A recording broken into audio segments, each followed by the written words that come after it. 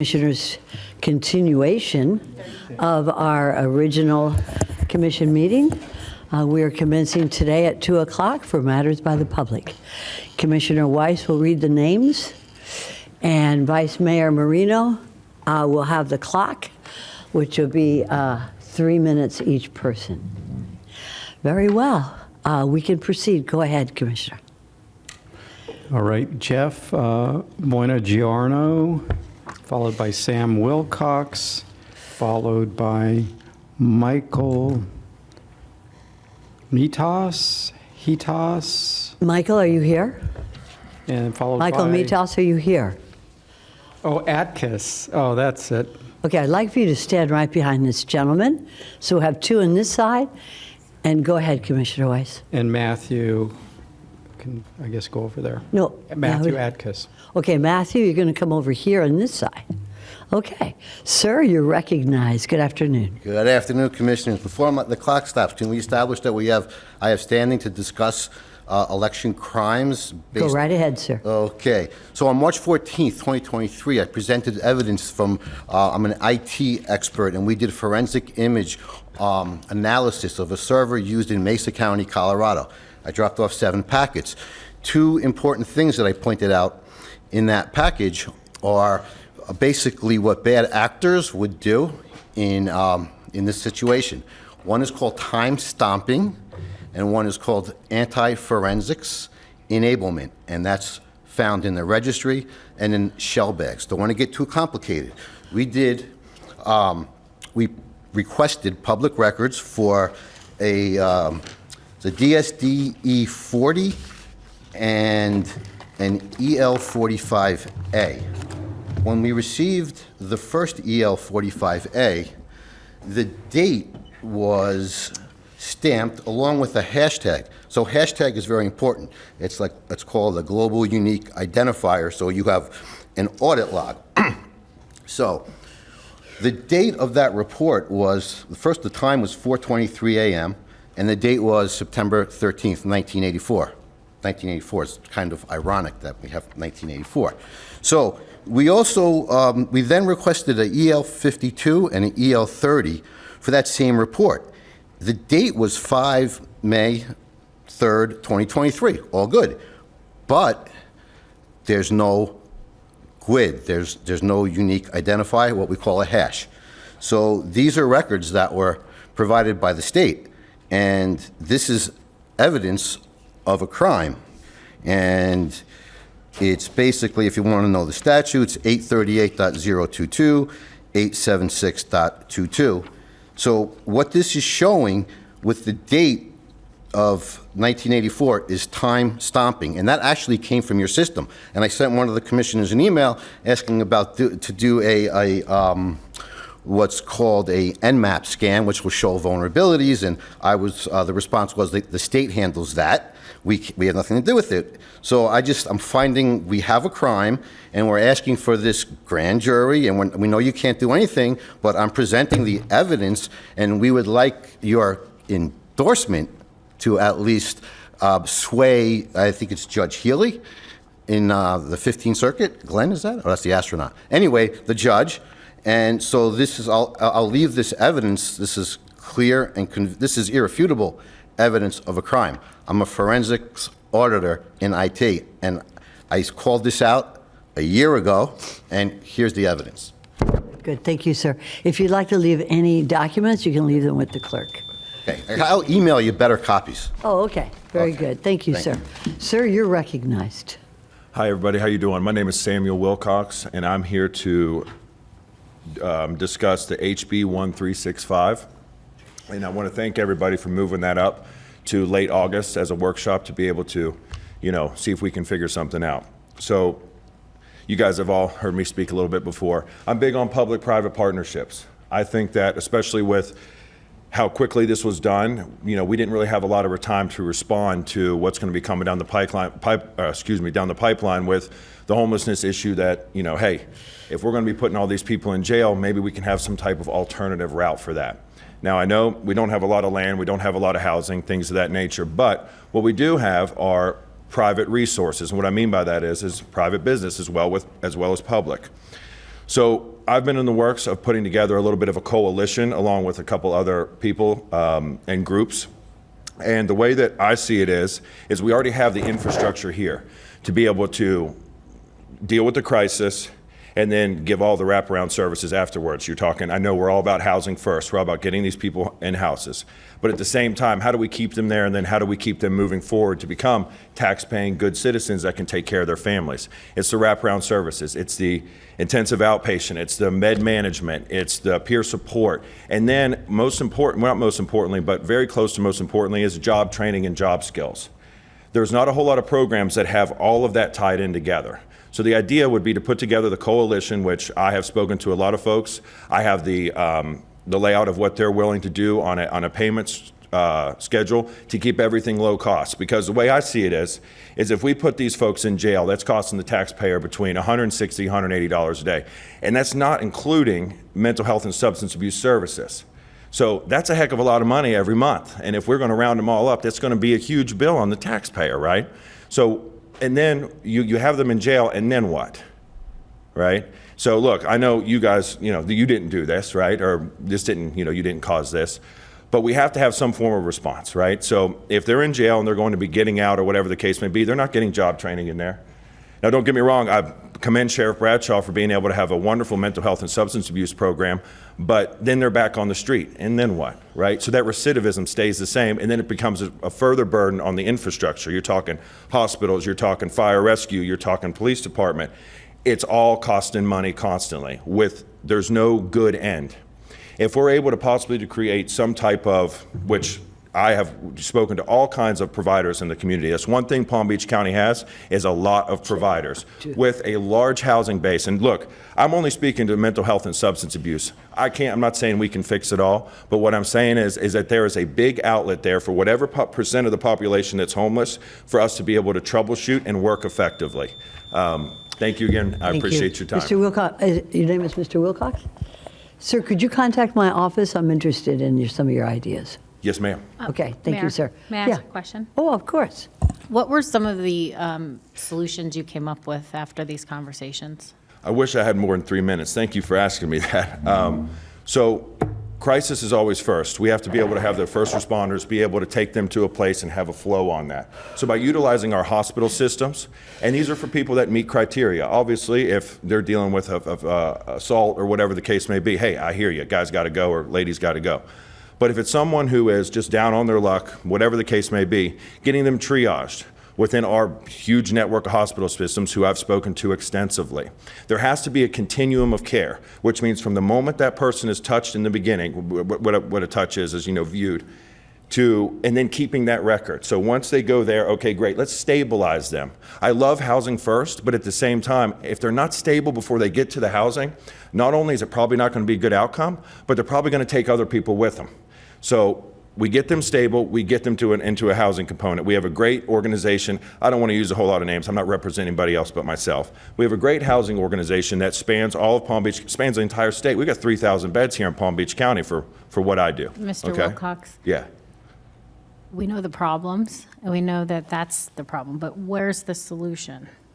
Like, are you saying that you think we should partner with them? Where is this leading? My goal is to have that coalition to where there is a start to finish from the first touch all the way to job training and all of that. And there's an actual continuum that person can be tracked, that person can be followed, so that they're stabilized, they're put into housing, and then they have wraparound services as well as job training.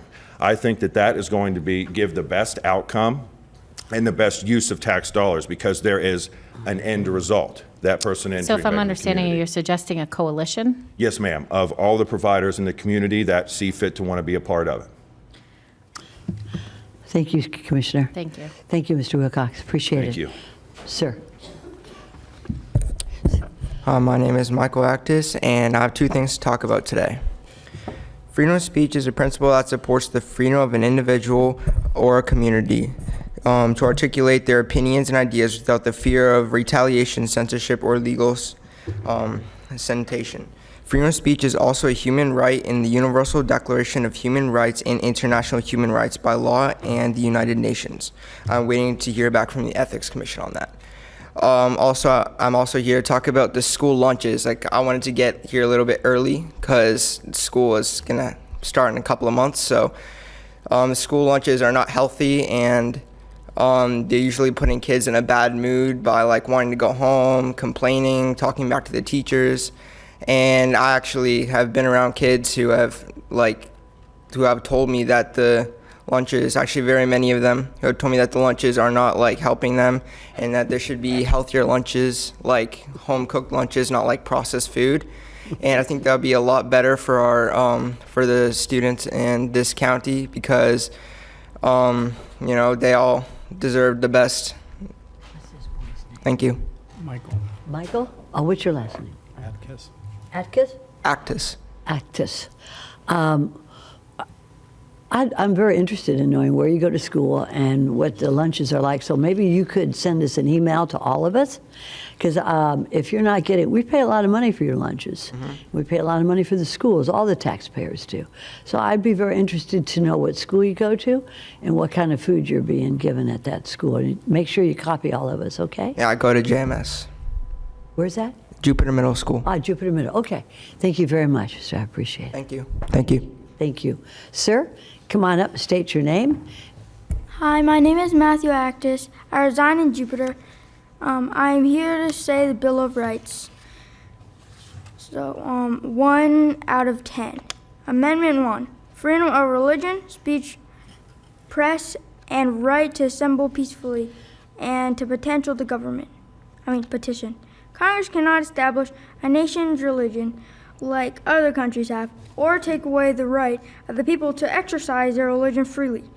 The people also have freedom of speech, freedom of the press, media, and the right to peaceably assemble and petition the government to make things right if it has caused them harm. Thank you for letting me be here, and thank you for your time. Thank you, sir. Thank you. Okay, Commissioner Weiss, 4 more names. Aaron Actus, Patty Testa, Mickey Isaacson, and Candace Rojas. Okay, so I could have 2 names over here. Commissioner Weiss, who would they be? Aaron, followed by Pat. Aaron, are you Aaron, ma'am? Yes. Okay, And and who's the Mickey. second name? The second name is Patty. Patty, are you Patty? Good. And the third name? Mickey. Mickey? And the fourth. Mickey who? Mickey Isaacson. Isaacson, very good. And Candace Rojas. And Candace Rojas, very good. All right, ma'am, you're recognized. Okay, well, good afternoon, Commissioners. I appreciate your patience in listening to my children and addressing Michael, and he will send you that email. Unfortunately, it is clear that we've got inaction when it comes to the election situation. We've been coming here month after month, and now year after year. We approach you, reach out, and all we get is silenced. I am the public, me. Nobody hired me. I don't get paid. I'm not even part of a organization. I'm just here, me, myself. In the real world, respect must be earned. Who decided to have the PBSO to serve as off-duty cops and manhandle the public citizens when they should be there to protect and serve me, not you? It is in a public election in a public building. The public servants, the county commissioners, are bound to duty by statutes like 101.015, 102.141, 102.111, 104.42, 107.06. I'm looking forward to a one-on-one meeting with any of you, any 7. I will reach out and love to hear back. I'm also requesting for the second time for the support and participation in a grand jury to redress the multiple election grievances we have brought. According to Election Code 104.41 and 104.42, Florida Statute 905.33, it is my duty as a citizen to demand, American citizen, to demand recourse. Thank you. Thank you very much, ma'am. State your name and you're recognized. Good afternoon. I'm Patty Testa from Jupiter, and I want to wish you all a wonderful Independence Day. I have my Steve Bannon shirt on. So, at the last meeting, you said addressing non-citizen voting is not under the charter of the Palm Beach County Commissioners. None of us want you to wash your hands of it. The people are crying out to you for help. You can mitigate the major risk of an accelerating number of non-citizens who are able to register to vote in Florida due to voter registration loopholes, and because non-citizens have been solicited to register by our own state government, DCFS. As part of your oath, you are obligated to uphold the Florida Constitution that states only U.S. citizens can register to vote. Palm Beach County has data to identify non-citizens on our voter roll and inhibit additional non-citizens from registering to vote. Data exists in our clerk of courts, our schools, our county social services, and law enforcement. Current Florida law instructs all agencies to provide the election offices with relevant data. We want your active support in getting that data to our election office to use when processing new voter registration applications and removing non-citizens already on the voter roll. As a county commissioner, you have the ability to introduce and implement an ordinance, election-related ordinance for the people, and to actually protect the people of Palm Beach County. An ordinance that requires only U.S. citizens and Florida electors may process or have contact with our vote-by-mail ballots. An ordinance requiring citizenship verification, an ordinance for removal of non-citizens from Palm Beach County voter rolls using available county data.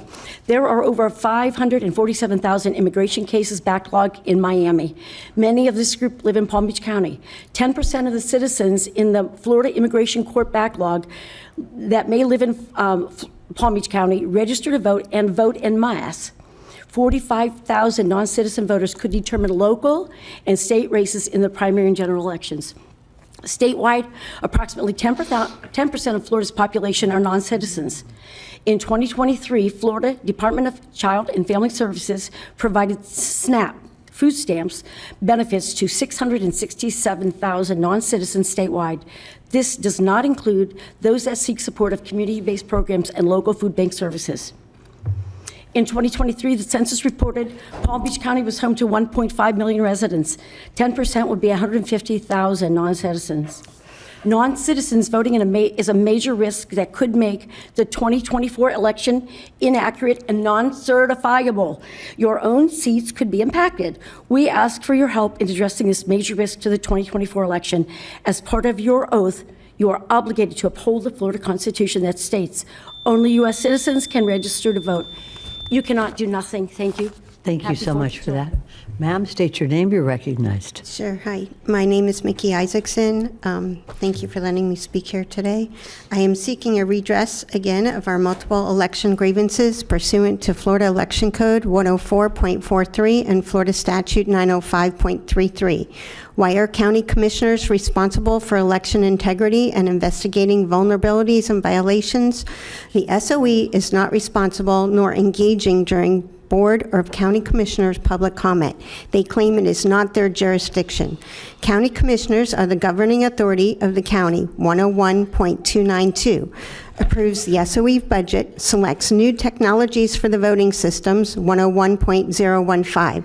You certify corrected returns of elections, 102.111. You participate on county canvassing boards, 102.141. You approve election districts for the county, 103.091.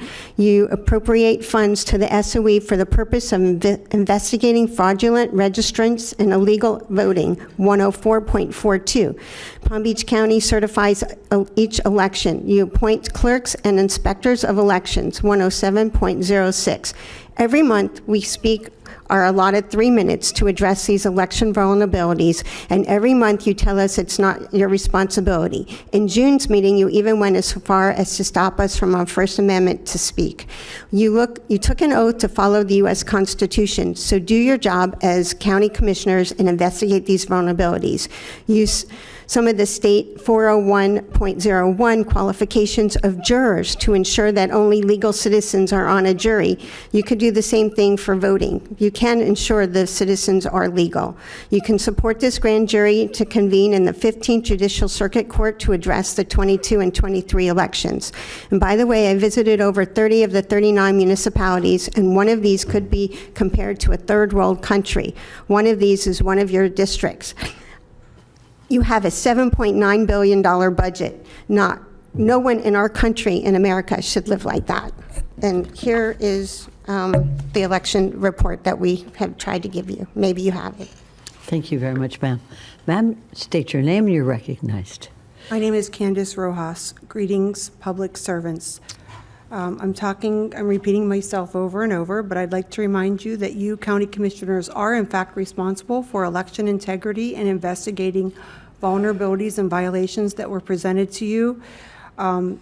You have not been responsive or engaging, and you claim that it is not your jurisdiction. However, you approve the budget, you select new technology of voting systems, you certify the elections, you participate in canvassing boards, you approve election districts for the county, you appropriate funds for the SOE.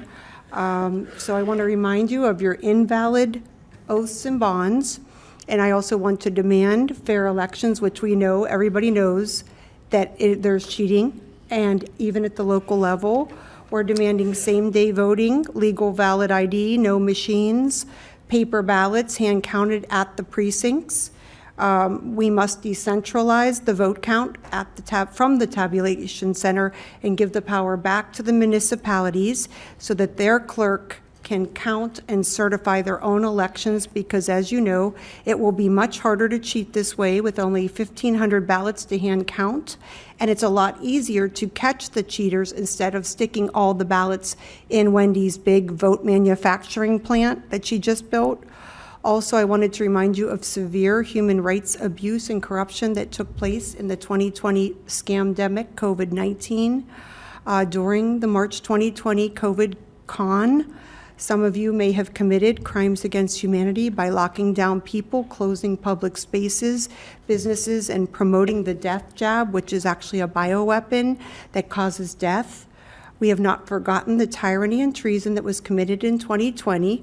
Right now, you're using taxpayer dollars to pay dues to be a member of the League of Cities, which is a globalist organization with connections to the One World dictatorship, United Nations, and the World Economic Forum. These are criminal cartels whose primary mission is population control, specifically depopulation.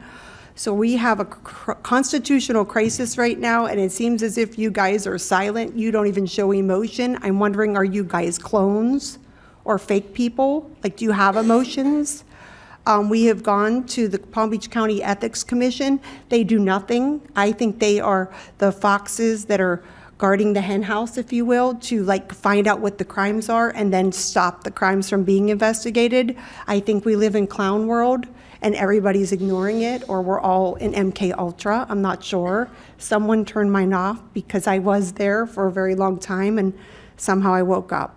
But Wendy did accept $6.8 million grant from Center of Tech and Life, and nothing was done. Thank you.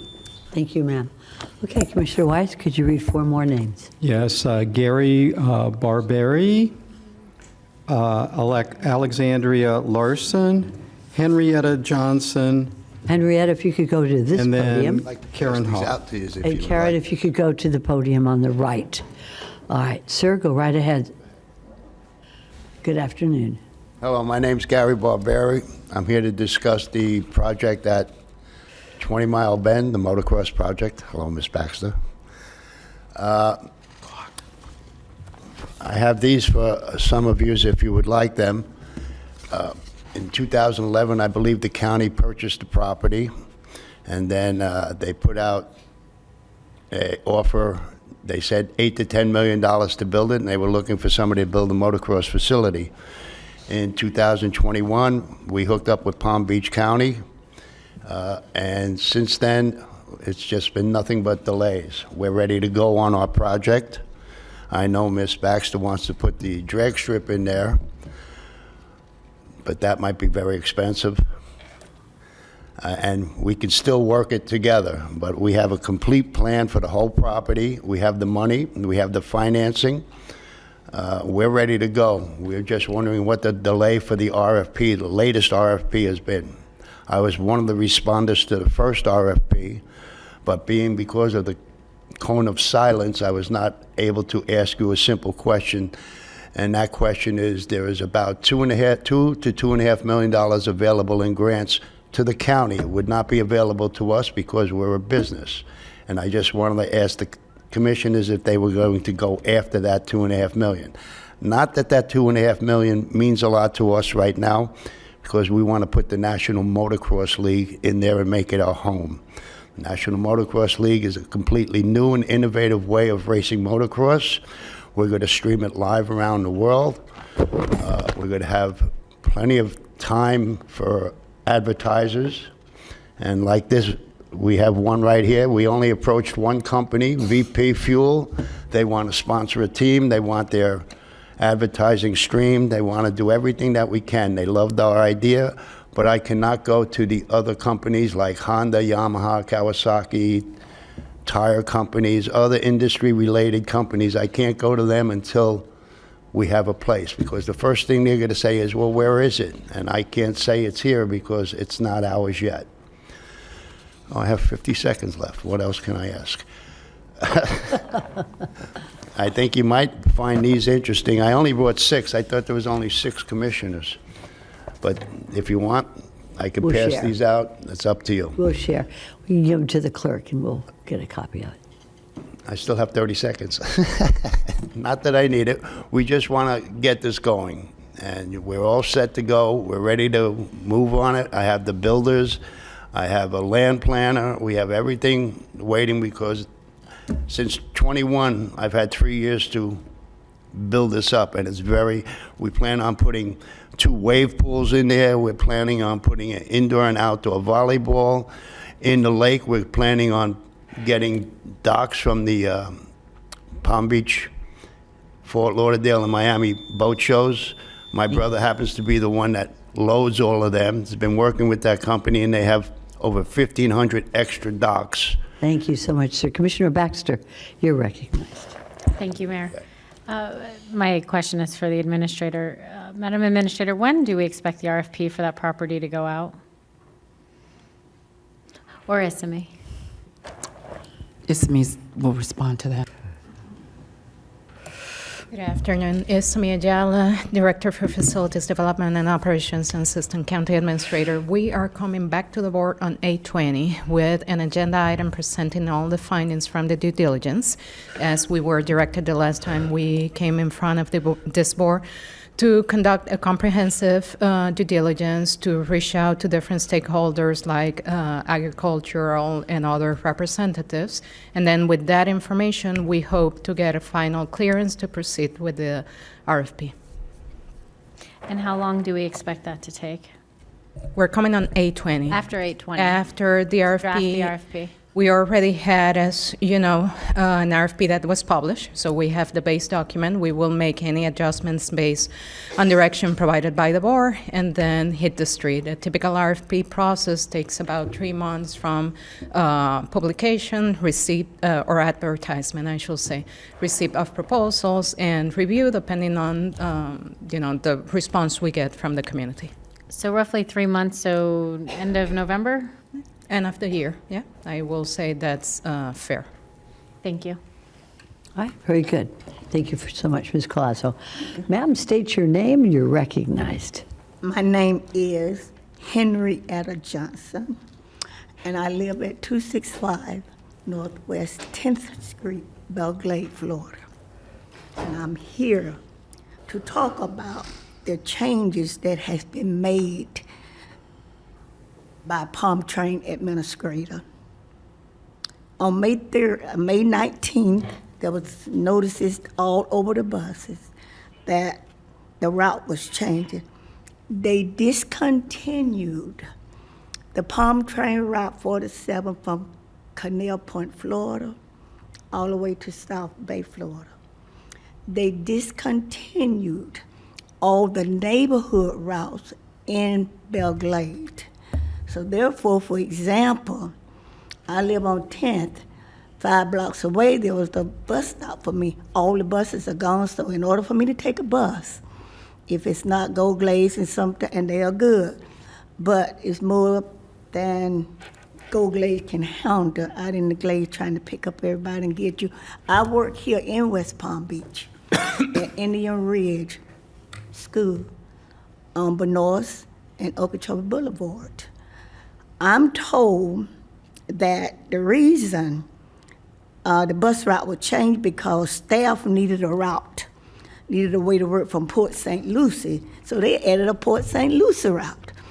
Now, believe me, I was back there in 1990 when we got together and got this federal grant for Palm Train because we only had 20% of people with transportation in the Glades. So you are at your leisure time, you can read it because it'll take more time than I have. But it is unfair. I have a disability. In 2007, I fell accidentally and broke my knee half in two. So now that I'm over 70, you know how Mr. Arthritis Act, they get into the area.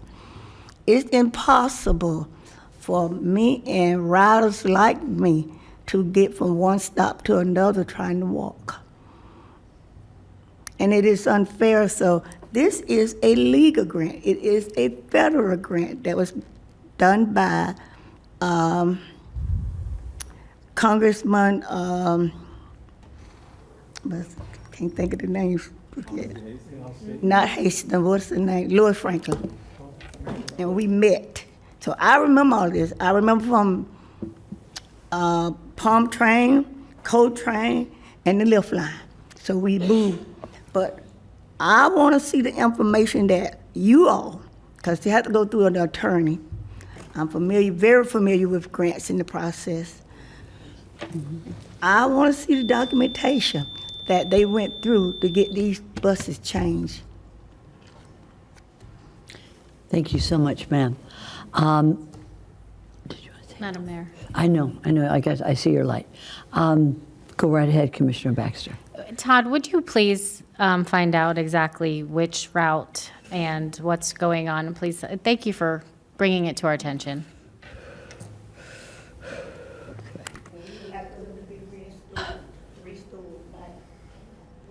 Thank you so much. All right, very good. All right, Ms. Larson, you're recognized. How you doing? Last month I spoke about your charter. It's very sad that I walked through the building today and there aren't any charters in those little pockets in the different departments where you've got the pockets. So this is your Bible. This is your Bible, commissioners. It really is. Everything that you do is in this very slim document. Put them out for me, because I do. I give them to people. I have some in my bag, so I'll give them to them, because they're like, where did you get the charter? I'm like, well, they should have it downtown. Because I'm still going to witch about Wellington, because Wellington should not have jumped Southern Boulevard. Staff, everybody was well aware that this shouldn't have happened, where they're doing Seminole Pratt and Walsey and all those little corners there at Southern and Seminole Pratt. They shouldn't be there. And there were supposed to be 25 dwelling units. They only got 19 votes, so they're kind of short on who was getting annexed where and who made this decision. So I'd really like you to look into this, because I think it was very underhanded what Wellington did. And that affects everybody out where we live, because we're under siege for our roads and everything else. We're supposed to give our roads away so we can get more development, put in 40,000 houses, and they should have never been there to begin with, because the zoning was 1 in 10 and 1 in 20. Shouldn't have been changed. And I know Westlake is their own entity, but that's another item. You know, the county can always be stronger than Tallahassee. You can always make rules that are stronger. You really can. It's called home rule. And it is out there, and you can work on it. It takes a little effort, but it is out there. And I don't care what the rules are, you can always make it stronger, because recently DeSantis did a thing where we don't have to report sewage in the water. You can. Number 3.3 in this book says so. Health, safety, and welfare of the taxpayers of Palm Beach County. So if you got it, put this book out, please. I hope you just so people have it as a reference and they can do it on their own, because right now, a lot of taxpayers are very upset and they're really having a hard time and they're struggling terribly. So when we have a $7 billion budget, they're not really impressed when I do the man on the street thing.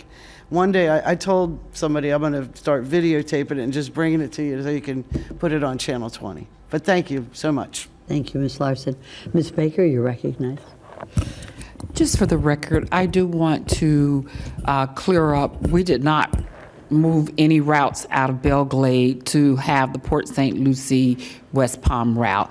That is a fully state-funded route, and we anticipate it being fully funded by the state for 3 years.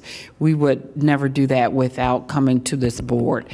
We will continue to work with our residents in the Glades to make sure that we've got proper adequate public transportation.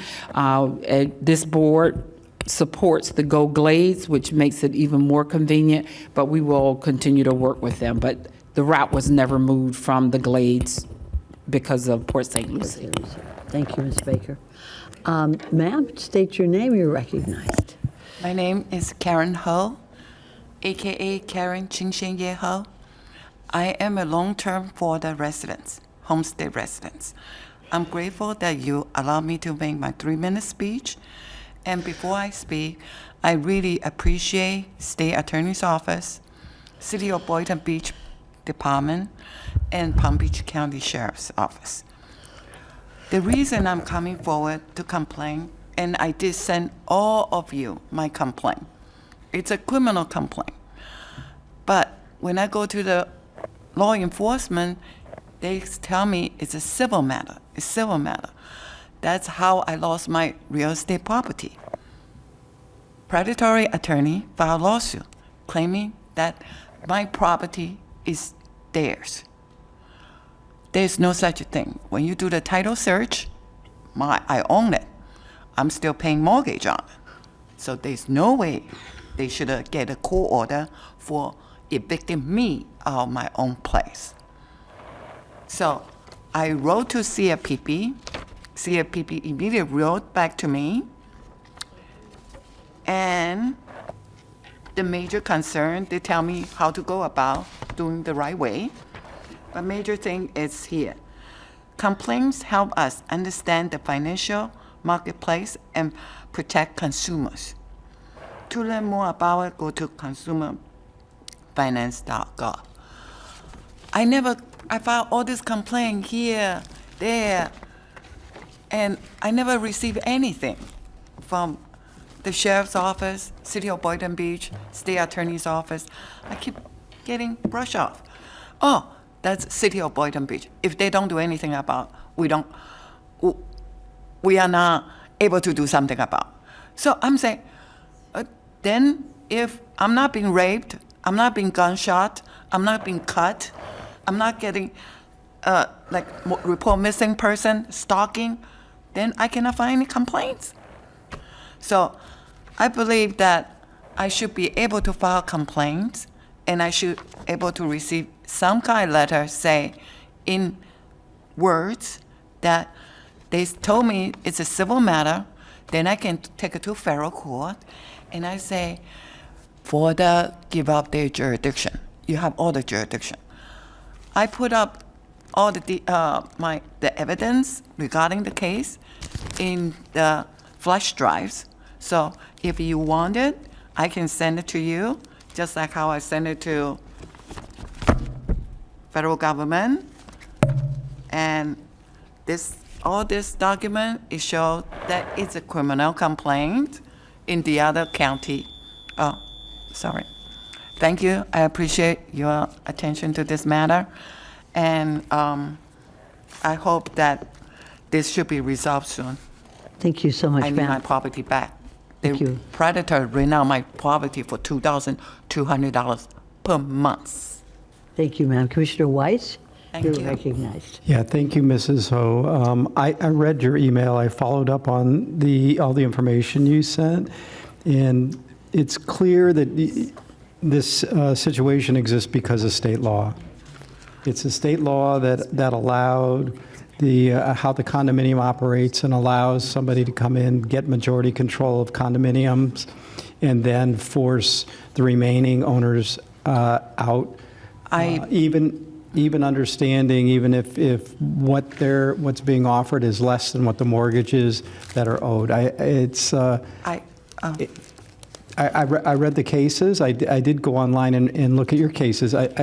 And what I'm going to suggest is to potentially reach out to, when the delegation meets, they'll meet before start of session. Hopefully you have an opportunity to meet with your state rep and your state senator. I suggest you go and you speak to them specifically about the specifics of your case on how that was done, so that because they're the ones that are going to have to enact legislation to stop this from happening again to you and to other people like you where this has occurred. Correct. But just like you say, you did research, but I just looked up what you sent me. right. My profession, it's accountant. I was a fraud auditor in the Wall Street. I'm also a Florida licensed real estate broker. I'm also Florida licensed community association manager. I'm also a Florida licensed professional teacher for math 5th to 9th, science 5th to 9th, and ESOL endorsed. I can speak Taiwanese, Mandarin. Thank you. But the thing is this, Florida Statute 718, it means condominium. Condominium means you have a title and you belong to a membership. They're taking away the membership as taking away the title. There are 9 homeowners. I understand what you're saying, but Yes, I will. it's an issue that was created in state statute, and that's where it's going to have to And be that's- resolved. Exactly. So But my suggestion to you, and you do with it whatever you want, I but my will. suggestion is to get with them, because That's a good suggestion, and Florida statute have already protected me because I purchased the unit in 2006, and recently, Florida legislature had listened to the consumer's complaint. They had terminated that. But what's wrong have been done to some people, 2007, but I bought my unit in 2006. I thought I'm well protected by the law, but just like you say, after you read it, you interpret differently than what I will interpret, what my husband will interpret, and many other homeowners interpret. So, but it's a crime because this is how it's done. Property title fraud using court proceeding, using a judge signing off. When they say, at this complaint, when they say, we own her property, but attached with evidence, admission, they don't own my property, except or less than, like that. Play with English language to say, we do not own her property, but go ahead, evict her, so we can rent out the property, like that. Thank you so much. Thank you so very much. I really appreciate it. Thank and you. I'm very, very grateful for our law enforcement because I feel very protected. But the civil cases matter. It's white-collar crime. And it's taking someone like me, having a lot of education background, to understand. There are 9 people just moved because so they were true. threatened with eviction, and they don't want eviction. They Thank pay you. over $350,000.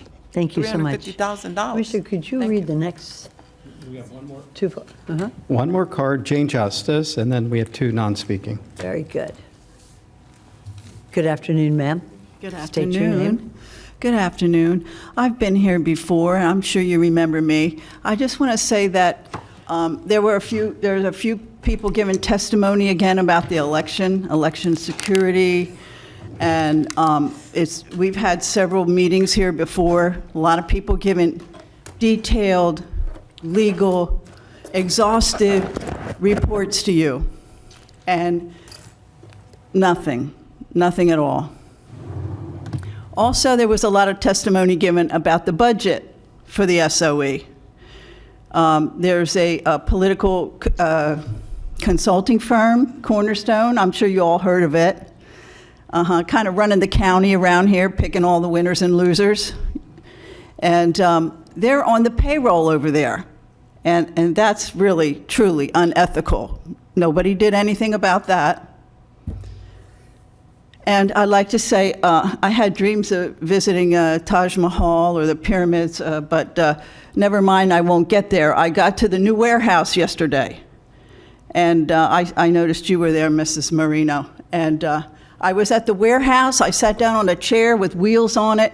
I went way back like here. And then there's screens all over the place, screens everywhere, money spent everywhere. And after we reported to you very technical information about the budget, and the SOE was way higher than everybody else, and there was a lot of things that were never checked out, you just handed her an extra $10 million. And that place over there is really, really revolting. It's really revolting when you ride around the county. Nobody ever did that. I suggested you get in a bus and ride around the county. You need to talk to people what's going on. Here they're blatantly stealing people's property, white collar crime right there.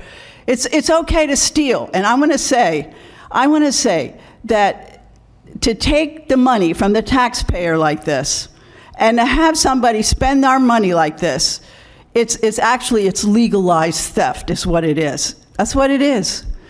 And the comment was made, there's never any expression. Who made the rule that you don't answer to us? I tried to get something going on with the Medical Freedom Tyranny Act. We talk about the vaccine and how many people have dropped dead and how wrong everybody got it because we're all in cahoots with the big game, right? And so this should be something that's really important to everybody. It should be something that's really important. I tried to contact anybody. I handed you out paper about it, giving you all the facts about how many people were killed from this stuff, and yet our own tax collector Ann Gannon told everybody they had to get a vaccine or lose their job. Nothing. We heard nothing from you. Nothing at all. You need to be, you need to be responsive to the people. That's what your job is, okay? And the way the money was thrown around is just legalized theft. Thank you, ma'am. This is from Ezra Krieg. The recent homeless legislation presents significant challenges for our community in meeting the challenge of housing over 2,000 unsheltered individuals and families in our community. The County Commission should be willing to hear from your staff as well as others with on-the-ground experience as to how to respond. There are many who would be willing to sit at the table if asked. Be proactive, because being reactive in this era will be penalized. And then last is from, this is Gary, you also sent it to us via email. Okay, very good. That's it? Yep. Okay, very good. Is there anybody on the County Commission wishes to speak at this time? If not, we are adjourned. Everybody have a wonderful 4th of July and stay safe. Thank you.